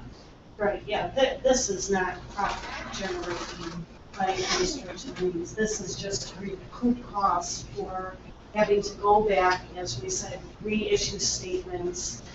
We usually reach out to families. We do offer installment plans to people on a continuous basis. And families who are free, let's remember that fees are waived, and this is are paid for. Do we have a consensus to bring this back as an action item at the next board meetings? Yes. Right. Thank you. Okay, next we have recommended revisions. Oh, I'm sorry, skip one. Next we have superintendent performance review process. Am I over? All right, let's go all the way. Okay, impact fees. Evaluation review, Andrea, this is a action item. That the Board of Education create a community committee, subcommittee to review and examine the impact fee structure for new development. So again, all of our city partners and taxing bodies have all been discussing either waiving or reducing any of their impact. We have a couple of different tiers of impact fees for properties that were annexed into our district prior to 2008, and then newly annexed property, which is that of when we built our high school. The property known as Iron Gate was the most recent one that was annexed, and that has a whole different level of impact fee. So as this discussion has been circulating through the community, we thought we would take a proactive approach and form a committee, and actually, as Bessie even had stated, look at the history behind why those fees and all the hard work that had gone behind studying them way back when to impose these new fees, and what it means for a school district when a community starts growing, and the tax burden that comes on, and the delay of when families move into when a school district actually receives that money. And that's part of that makeup of that impact fee. So we'd like to get some community folks together and again, look at the history of it, and then up to the current level and bring other people in for insight as far as what they feel. As was stated, they believe this would help spur the growth. I don't know that there's quite evidence about that, but it's worthy of discussion. So do we have a motion then on that? Yeah, second. Discussion, I'll pass that. Roll call? Howard Solomon, Yes. Vicky Hernandez-Faber, Yes. Terry Malak, Yes. Victoria Newport, Yes. Rick Yes. Next we have new business and administration, superintendent performance review process. This is just an information item. The board is looking at putting in a evaluation process for the superintendent. That we have put some documents in the board packet for people to look at. It's twofold. It's one is the actual process, and the other would be kind of a self-assessment review. So those two things are again for everybody to look at. Any comments from the board? Let's see how it feels. Yeah. Something we can try. Yep, so, all right. Next, we have recommended revisions and possible approval of Board of Education policies. This is an action item. That the Board of Education hold a reading and approve the recommended revisions to Board of Education policies as attached with the exception of 2:120-E1, guidelines for serving as a mentor to new high school board member. Do I have a motion? So moved. Second. Discussion? Yes. One of the items on there involves the, what's the word? Opioid antagonists, which we tabled this discussion before about that, and I want to try to get that done. There remains whether we are going to submit this with that box checked for the exemption or not. And I understand that we have a presentation Well, we have coming a, away, so this seems to be out of order, and I want to hear what's presented first before reaching a decision. We do. We have a few people here tonight, but they are here to answer any questions that you may have. It was my understanding that you wanted some of our experts to come. So we do have two of our certified school nurses, Michelle Gosnell from Dekalb High School and Marilyn Dieter, who works in our elementary schools. And then Erin Lockhart, are you here as well Lockhart is here as well to answer any questions that you may have. They did put together, Michelle put together a wonderful package for you as well, as I understand, of information. And I have a packet and only received it today. I wrote a couple of questions on it in preparation for the meeting. I appreciate it. Met with me as well. There's a couple of things. On the packet where the Narcan is being delivered, it is currently free. It's a part of a program distributed, and you know, when you get free things, great, that's always nice. But if it were not free, do you know what it would cost? And can you state what the shelf life is of this product so that we know that because it is potentially life-saving, that it's going to work? Sure. The program for free is only for a high school through the pharmaceutical company that manufactures it. I'm not sure, but there might be some other lower price options out there, but typically it's $30 to $50 per kit for cost. And the shelf life, I am not sure what that would be.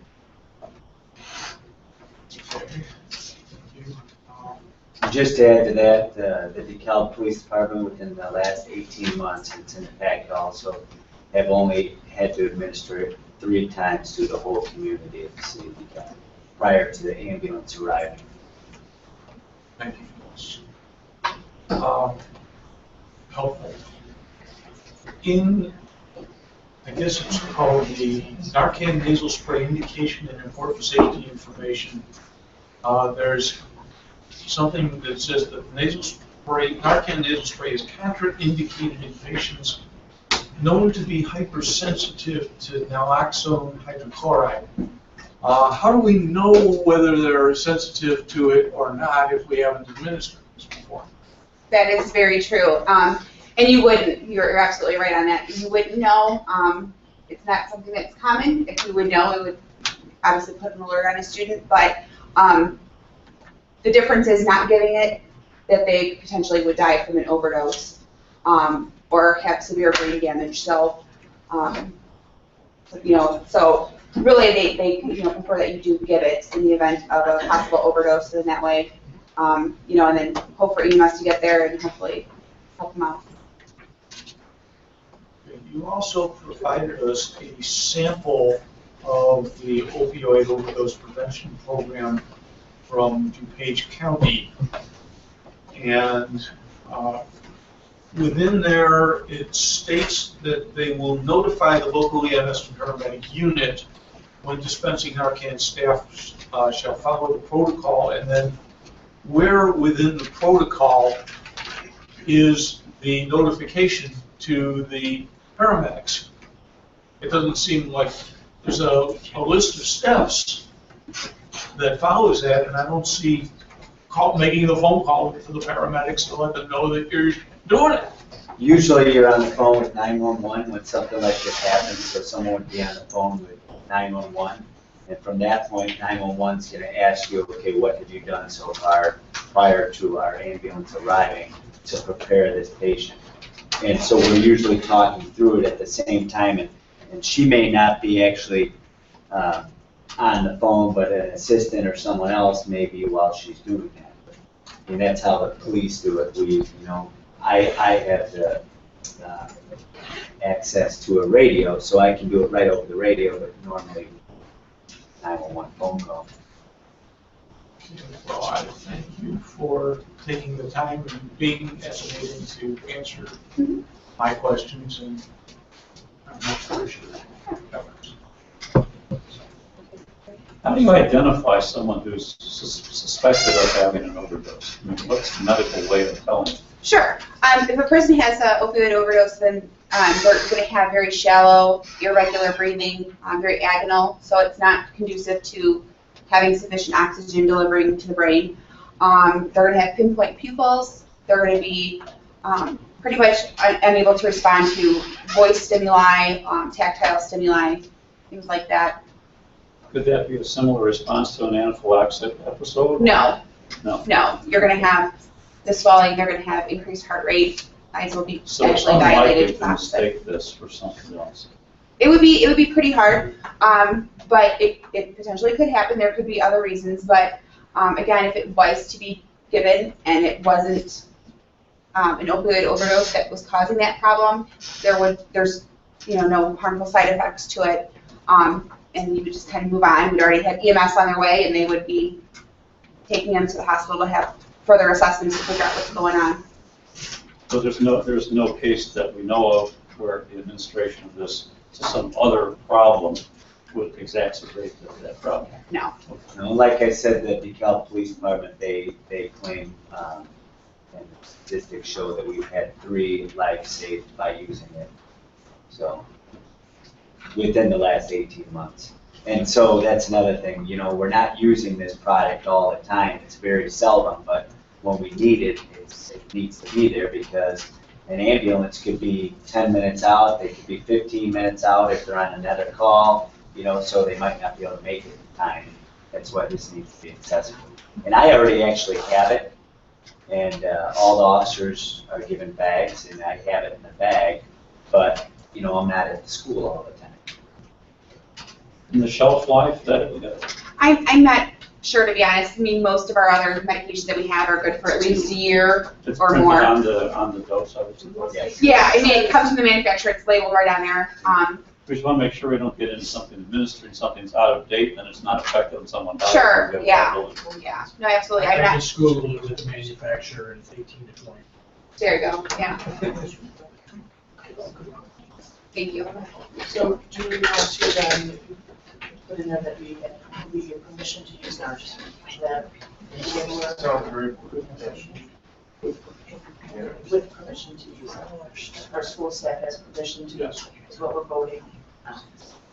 Okay. All right, roll call please. Vicky, in favor? Yes. Mary Malott? Yes. Victoria Newport? Yes. Rick Smith? Yes. Howard Sullivan? Yes. And with that, the meeting will be adjourned. All in favor? Aye. Thank